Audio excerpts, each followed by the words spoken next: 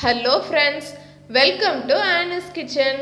இன்னைக்கு நம்ம கிச்சனில் ரொம்ப சுவையான பன்னீர் கிரேவி ரெசிபி தான் ஃப்ரெண்ட்ஸ் பார்க்க போகிறோம்.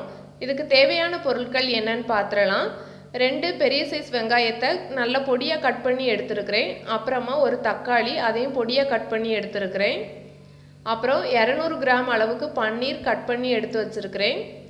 அப்புறமா இஞ்சி கொஞ்சமாக எடுத்து வச்சுருக்கிறேன். 3 பல் பூண்டு, அப்புறமா மல்லித்தலை கொஞ்சமாக எடுத்து வச்சுருக்கிறேன். மசாலா பொருட்கள் மிளகாய்த்தூள் 1/2 ஸ்பூன், மல்லித்தூள் 1/2 ஸ்பூன், கறி மசாலா தூள் ஒரு 1/4 ஸ்பூன் அளவுக்கு எடுத்து வச்சுருக்கிறேன். அப்புறம் கொஞ்சமாக ஃப்ரெஷ் க்ரீம் எடுத்து வச்சுருக்கிறேன். இது நீங்கள் இல்லைன்னா ஸ்கிப் பண்ணிடலாம், பிரச்சனை இல்லை.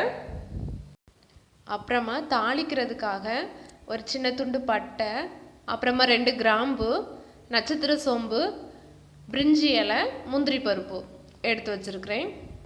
இப்போ ஸ்டவ் ஆன் பண்ணி ஒரு கடாய் வச்சுக்கிடுறேன். இதில் கொஞ்சமாக எண்ணெய் சேர்த்துக்கிடுறேன். நீங்கள் பட்டர் கூட சேர்த்துக்கலாம்.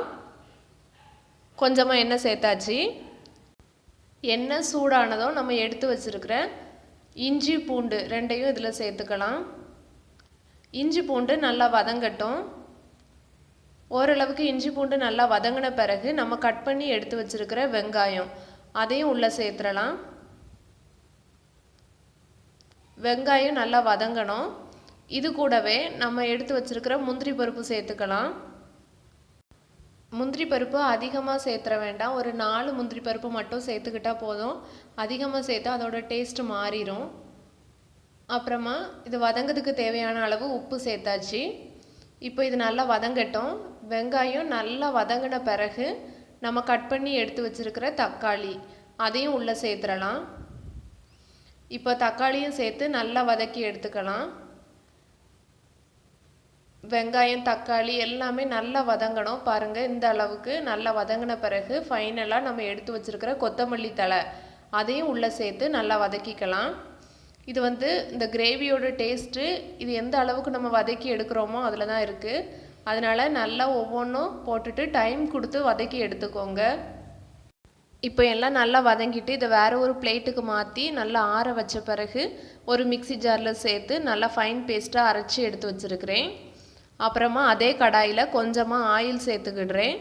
நம்ம தாளிக்கிறதுக்காக எடுத்து வச்ச பட்டை, நட்சத்திர சோம்பு, கிராம்பு, பிரிஞ்சி இலை எல்லாத்தையும் உள்ளே சேர்த்தாச்சு. அதுக்கப்புறமா நம்ம எடுத்து வச்சுருக்கிற மசாலா பொருள் எல்லாத்தையும் எண்ணெயில் சேர்த்துடலாம். மிளகாய்த்தூள், கறி மசாலா தூள், மல்லித்தூள். மசாலா பொருள் எதுவும் கரிஞ்சிடாமல் பார்த்துக்கோங்க. 1 நிமிஷத்துக்கு எண்ணெயில் லைட்டாக வதக்கிட்டு அப்புறம் நம்ம அரைச்சி எடுத்து வச்சுருக்கிற பேஸ்ட்டை உள்ளே சேர்த்துடலாம். நம்ம அரைச்சி எடுத்து வச்சுருக்கிற இந்த மசாலாவையும் எண்ணெயிலேயே நல்லா ஒரு 2 நிமிஷத்துக்கு வதக்கி எடுத்துக்கலாம். அப்படி வதக்கும் போது நம்மளோட கிரேவி இன்னும் ரொம்ப டேஸ்ட்டாக இருக்கும். அடி பிடிக்காமல் பார்த்துக்கோங்க. நம்ம அப்படி 2 நிமிஷம் வதக்கும் போது அதில் உள்ள பச்சை வாசனை எல்லாம் போயிடும். அதுக்கப்புறம் நம்ம கிரேவிக்கு தேவையான அளவு தண்ணி சேர்த்துக்கலாம். கொஞ்சமாக தண்ணி சேர்த்துக்கிடுறேன். சேர்த்தாச்சு. இப்போ நல்லா எல்லாத்தையும் மிக்ஸ் பண்ணி விட்டுறலாம். இது நல்லா கொதிக்கட்டும். இந்த டைமில் நம்ம கிரேவிக்கு தேவையான அளவு உப்பும் சேர்த்துக்கலாம். சிம்லேயே வச்சு நல்லா கொதிக்க விடுங்க. நல்லா கொதித்து அதோட பச்சை வாசனை எல்லாம் போன பிறகு மேலே எண்ணெய் பிரிஞ்சு வர ஆரம்பிக்கும். பாருங்கள், இது மாதிரி. அதுக்கப்புறமா நம்ம எடுத்து வச்சுருக்கிற பன்னீரை உள்ளே சேர்த்துடலாம். பன்னீரை சேர்த்துட்டு மெதுவாக கலந்து விட்டுக்கலாம். பன்னீர் எதுவும் உடஞ்சிராமல் நல்லா மெதுவாக கலந்து விட்டாச்சு.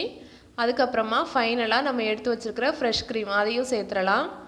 இது சேர்க்கும்போது நம்மளோட கிரேவி இன்னும் நல்லா க்ரீமியாக நல்லாயிருக்கும். இது நீங்கள் இல்லைன்னா ஸ்கிப் பண்ணிடலாம், ஒன்றும் பிரச்சனை இல்லை. பாருங்கள், இவ்வளோ தான் நம்மளோட சுவையான பன்னீர் கிரேவி ரெடி ஆயிடுச்சு. இப்போ 1 நிமிஷத்தில் நம்ம ஸ்டவ் ஆஃப் பண்ணிடலாம். இது சப்பாத்திக்கு ரொம்ப நல்ல ஒரு சைட் டிஷ்ஷு. கண்டிப்பாக ட்ரை பண்ணி பாருங்கள். ட்ரை பண்ணி பார்த்துட்டு உங்களோட ஃபீட்பேக் அண்ட் கமெண்ட்ஸை எனக்கு தெரியப்படுத்துங்க. நம்ம இப்போ இதை டேஸ்ட் பண்ணி பார்க்கலாம் எப்படி இருக்குன்னு. ரொம்ப டேஸ்ட்டாக இருக்குது. நீங்கள் இது வரைக்கும் ஆனிஸ் கிச்சனை சப்ஸ்கிரைப் பண்ணலைன்னா சப்ஸ்கிரைப் பண்ணிக்கோங்க. அப்படியே கூட வர பெல் ஐக்கானையும் கிளிக் பண்ணிக்கோங்க. அப்போ தான் நான் போடுற வீடியோ எல்லாம் உங்களை சேரும். இந்த பன்னீர் வீட்டிலே ரெடி பண்ணது, அதனால் அது இன்னுமே சாப்பிட ரொம்ப எம்மியாக இருக்குது. நல்லதே சாப்பிடுங்க, நலமாக இருங்க. தேங்க்ஸ் ஃபார் வாட்சிங்.